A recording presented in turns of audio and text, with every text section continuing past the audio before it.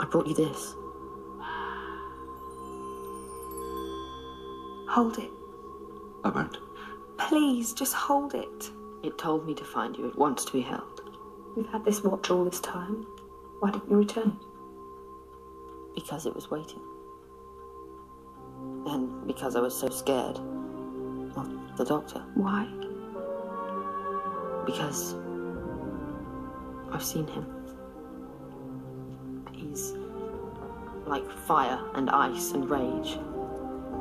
He's like the night and the storm in the heart of the sun. Stop it. He's ancient and forever. He burns at the center of time and he can see the turn of the universe. Stop it! I said stop it. And he's wonderful.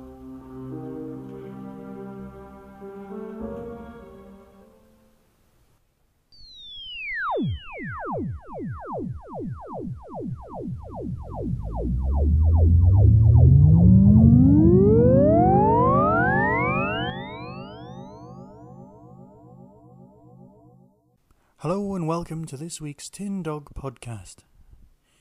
Of course, this week we'll be talking about The Family Blood, Part 2 of Human Nature, from a script by Paul Cannell, based on the novel by Paul Cannell, not starring Paul Cannell. However, if you want to listen to Paul Cannell talk about it, go to the BBC website, and you can of course download the commentary for the episode where you can hear him talk all about it, which, to be fair, I've just finished listening to now. It's a good commentary. I would recommend you go to them and have a bit of a listen. Some of them have people you're sort of sitting there going, surely your input's in 23 minutes in and 48 minutes in or whatever, and you're kind of sitting there going, what are you doing here? But some of the commentaries are very, very good. I definitely suggest, just for some interest, just to give them a quick listen.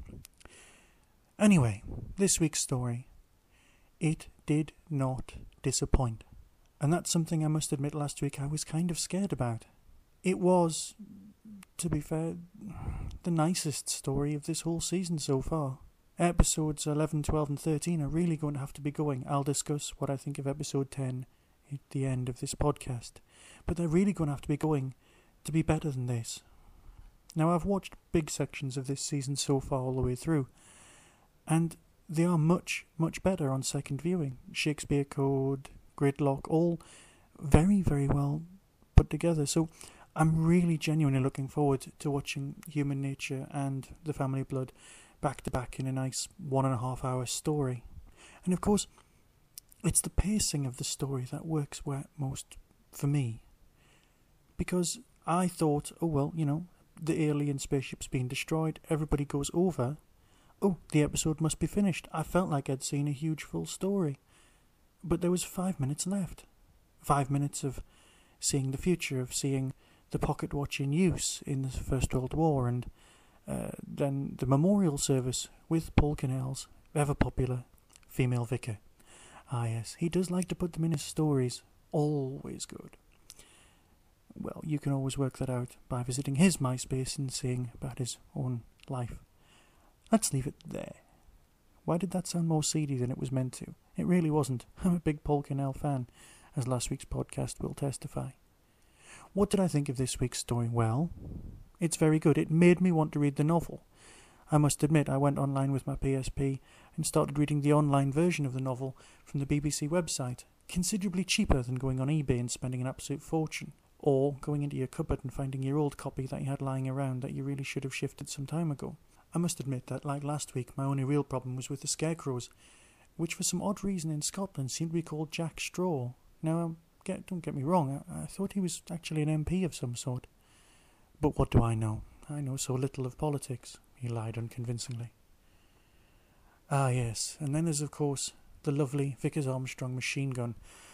Water-cooled, I believe it is, and very nice piece of kit. I think invented by Hiram Maxim, but I could be wrong. What am I meant to know? It's not like I work anywhere where I'm meant to know about weapons or anything. Crashing on. Any issues that I do have with the show are just kind of, they're picking at something that was just lovely. Little issues like I would like to have known slightly more of the motivation of the Family Blood, that they wanted the Time Lord for. I know we worked it out, it was implied, but I can imagine being a bit younger going, what are they after him for? And then discovering that what they wanted was his sort of regenerations or the knowledge of how to live forever or whatever. And that way, the cutaway sequences where the Doctor lets them get what they want might have had slightly more impact. But that's just me being picky because the episode was lovely. And I'll tell you one thing.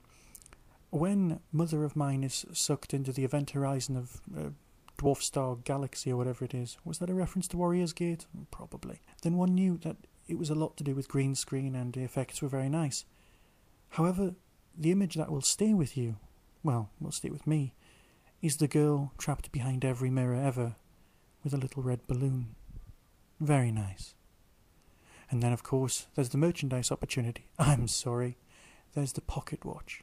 If they don't bring one out for Christmas, I will be very, very surprised and slightly disappointed, because it was a lovely thing. Of course, the little bits need to glow inside slightly, but that's alright, I'm sure they can do that. It would make a lovely addition. I mean, let's face it, there's enough Doctor Who watches out there. There's the McGann one, there's the Dalek one, there's another couple just come out, so I can't see them not being in position to make them. And I know a lot of people who would like one. I think the pocket watch was a definite step forward from the novel, where the Doctor's, I'm going to use the word soul, or essence, or whatever, his knowledge, his Time Lordness, was held in a cricket ball. Very English, but I think the pocket watch has got something kind of cool about it. This is a great introduction to someone who's not seen the series before. To me, it ranks with Girl in the Fireplace, which I just love. Girl in the Fireplace, of course. That brings me to episode 10 of this season. Now, sadly, you've just realised, like me, there's only a month left. 4 more episodes. Episode 10 is the Love and Monsters story. And I don't mean that it's a comedy story or it's odd or anything like that. What it is the Doctor's not in it very much. Now, obviously, what they've done is they've taken a couple of days available filming of Tennant and then pasted him into a story containing other people, like Love and Monsters did.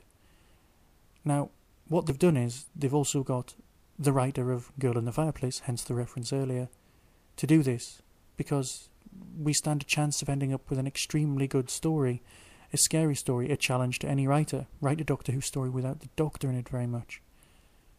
Well, it could be a success. I'm holding out hope, but not a huge amount of hope. I will watch it, obviously. I mean, let's face it, how would I have to talk about? But episode 10 has been the thing that's worried me the most. Of course, this could just be me worrying for no reason whatsoever.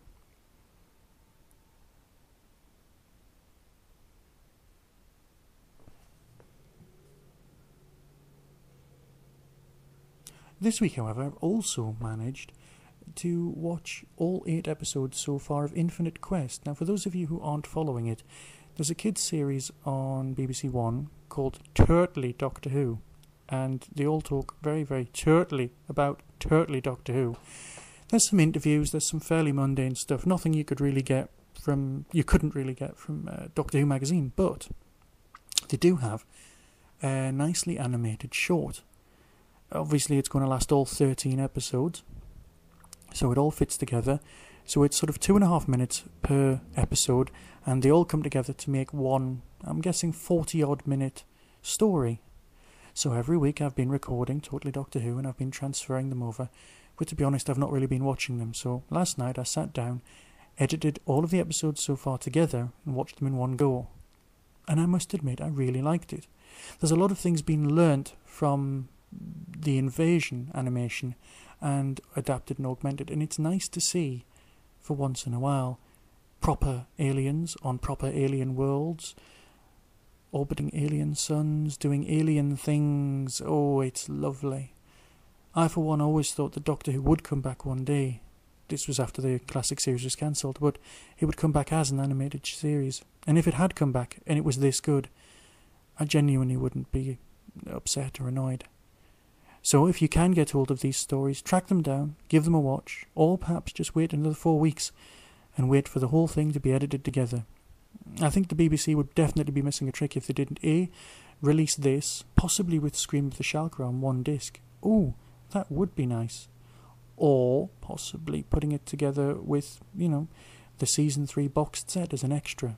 Now that would be nice. That would be worth getting it for alone. Right.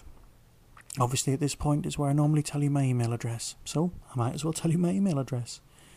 tin-dog.co.uk is the web address, and my email address is tin-dog@hotmail.co.uk. So that about wraps up this week's episode. I'm looking forward to next week. I'm looking forward to seeing the challenge. And I will, of course, release another show then. And remember, eventually I'll be doing some nice shows on other stories. So if you've got any requests, just give me a shout. Somebody has requested something on Death Comes to Time. So, like a good little boy I am, I'll shove Death Comes to Time back onto my iTunes playlist and give it a good listen to so that I can give you a proper review and not just talk nonsense. Oh, hang on. That's why you listen to me. Okay. Be seeing you.